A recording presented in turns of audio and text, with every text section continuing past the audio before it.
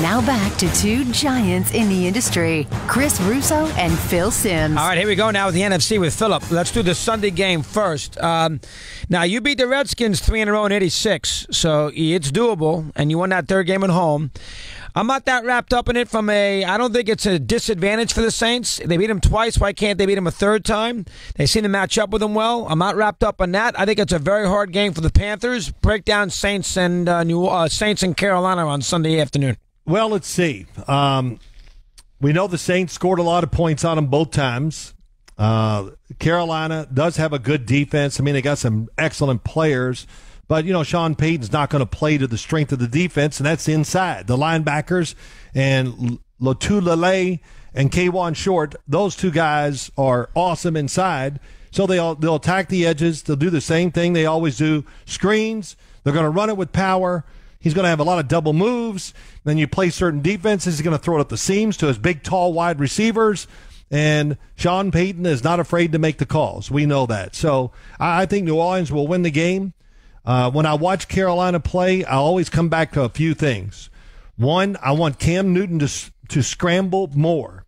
Don't stay in the pocket and keep waiting for him to come open. He was scrambling there for a few weeks, and I went, boy, this is how you'd love to see him play. And then he got back into standing in the pocket against the Atlanta Falcons and waiting and waiting and waiting for somebody to come open. And you know what happens, Chris? He's not as good. He ball sails on him and everything else. Well, they else. don't come open. That's true, That's too. the problem. Yeah, good point. It's arguably, I hate to be, it could arguably be the worst receiving core in the NFL. Oh, really? It's that bad? Okay. But the good thing for him, maybe Greg Olsen, who's been back a couple weeks, can get back to where he is the Greg Olsen that we know, and where he's a dominant player, a tight end, hard to cover, and the Saints play enough man-to-man coverage where that could create more plays for this Carolina offense. All right, but you do think the Saints are a solid pick. And how about the 3 times in a row? Is that a big deal to you or not? No, it's not. It doesn't sway me at all when I think about the New Orleans Saints. One, just because they have so much at their disposal. Their play selection is just unlimited, like the New England Patriots. And their running backs, look, that's not going to change. Mark Ingram and Alvin Kamara, they are tremendous. And they both run with power, and they catch passes, screens. Like I keep saying, I keep bringing up screens because it might be the number one thing they do that you have to be scared of, the New Orleans Saints. And the big thing is Carolina, who do they have where they can just say he's going to win the game for us? So I'll tell you who it is. It's Cam Newton, especially on the offensive side. Yeah, the one thing that would scare me a little bit with the Saints, he was terrible last week, Cam. He did not play well. You just mentioned it yourself. Maybe the receivers are part of the problem, but he did not play well. And he had no chance. And no chance? Okay. No, well, he did. He had no chance. But you're right. He still didn't play well. And I think he's going to bounce back. He's a professional athlete who's got pride. I think he's going to bounce back a little bit. That would worry me. He might play. He's capable of winning the game by himself. That's what concerns me if I was New Orleans. Well, listen, the last time they played down in New Orleans, I forgot what week it was. It was 3, 4, 5 weeks ago. Everything goes so fast. But I did rewatch the game again, and I'll tell you, he made a lot of good plays. and the big thing about him, even last week watching him, he's in unbelievable football. He looks trimmer. He looks faster. So he can make a difference just in his mobility. They use him on run plays. And I've said this too, and I'll say it one more time. Even though he runs around a lot, he doesn't take all those big hits that he has taken in years past. So that's a plus for him. Yeah, too. Interesting. You have to take the Saints, but watch Carolina play a lot better than we think. And then of course the very good game there tomorrow night in LA. First off, I know you're not as concerned with this, but I'm fascinated by it. Forget the turf. This is a big spot for that city. They got a team back. He's done a great job, the head coach. They did not do a good job the last year and a half at the gate. Now last year they were boring, and you can't be boring in LA. You and I both know that. But this year they've been tremendous. He's creative, the whole bit. I like to see 80,000 in there tomorrow night, making a lot of noise. And I would not be afraid if I was Atlanta of being overwhelmed by that home crowd. I would be that way if I went to Minnesota. but I would not be that concerned about playing on the road if I was the Falcons. The weather will be good, the whole bit. Let me see the Ram fans make themselves known in this game. I think that's an interesting point of it. Let me hear your thoughts there. Well, I wonder, can they make themselves a part of the game? In other words, I watch a lot of college football when I get a chance. I watch USC play, and, they're there in the Coliseum. Oh, they love the team. They got 8,000 every night when USC is playing the game. But I don't ever sit there and go, wow, the noise is just too much for the other team to handle as far as what they want to do. I don't think the stadium's built that way. They're somewhat far away, and it goes out. It doesn't go straight up. And so I don't think that's going to be a problem for the Atlanta Falcons. And I do expect 80,000 or more to be at that game. I've been listening and reading. It seems to have the fans seem to be getting excited about their football team, about the style of play, their young, hip coach.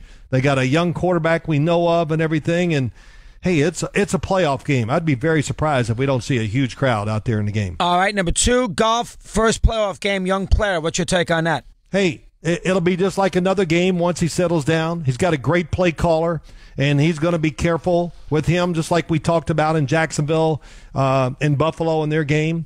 And they have lots of ways to get their quarterback into the football game. They move him around a lot. He goes behind the tackles and stops. He goes outside the pocket to get throws.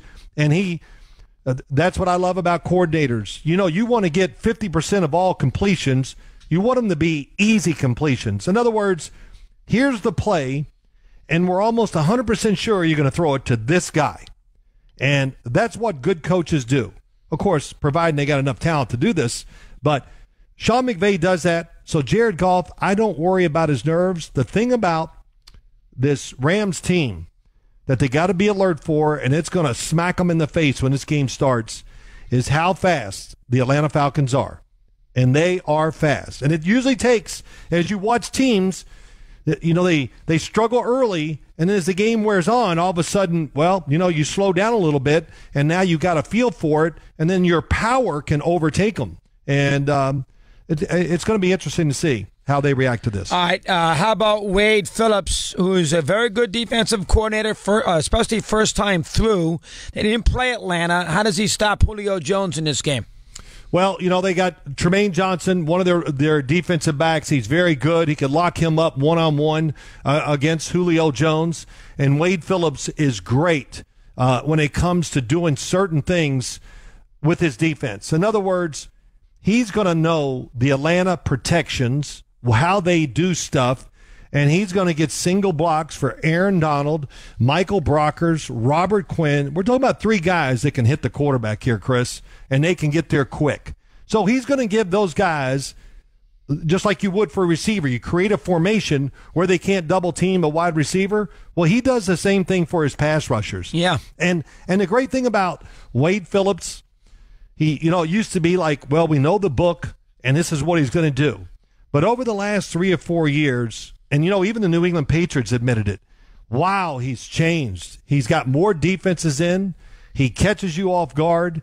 And the big thing is, if the moment's big, I'm telling you, he doesn't flinch. He will call the defense that's going to give his team the best chance to win, and he's not worried about the political fallback. Oh, you should have done this or that.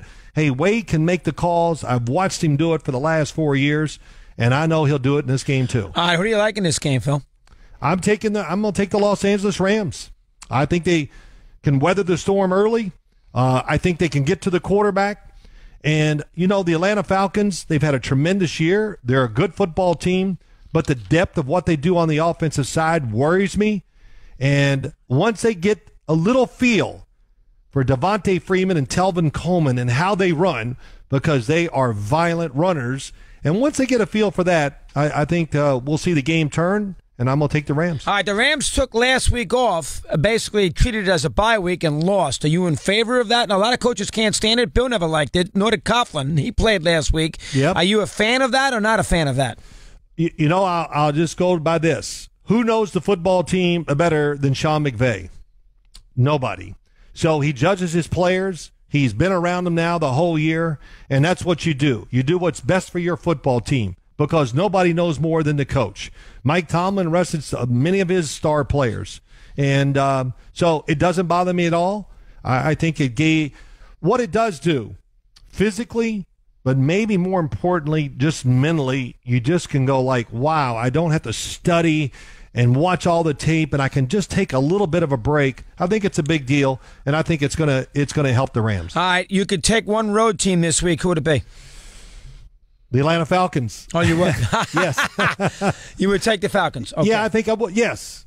The quarterback, the running back. Well, they got great players. You know, Julio Jones is a great player. Coleman's a great player. The quarterback's very good. They got great football players, and if somebody goes crazy, they can win the game. I'm with you. Well, yeah, they got two good running backs, and, you know, like I said, you know, we are so focused sometimes just on that. You know, on the other side, Grady Jarrett, a defensive line for them, has played very well, and you forget they got an amazingly fast linebacking core, and Deion Jones, Devondre Campbell is the other one. Yep. Of course, Vic Beasley is a part-time player. He comes in there. So they got speed. They got lots of players that can make an impact. And what's the one thing we're forgetting to talk about when we talk about the Rams? That it's going to be high alert for the Atlanta Falcons. What is it? Well, Zerline's not in there. That's the first thing. That's a good one. That hurts them. It hurts them big time. But you're right on the money. Special teams. And Fasso's good with special teams. Oh, my gosh. They're the number one team in the NFL in special teams. They were last year, and I think they ran a fake. Was that last week or 2 weeks ago? I can't remember. They ran another fake punt, and it didn't work. And it was the first time I've seen them run a fake of any kind or whatever where it didn't work. So you got to be on high alert if you're the Atlanta Falcons about all the stuff that the Los Angeles Rams do on special teams. I will do a little college quarterback work with Phil. Good start, busy program. Back after this. Were you the last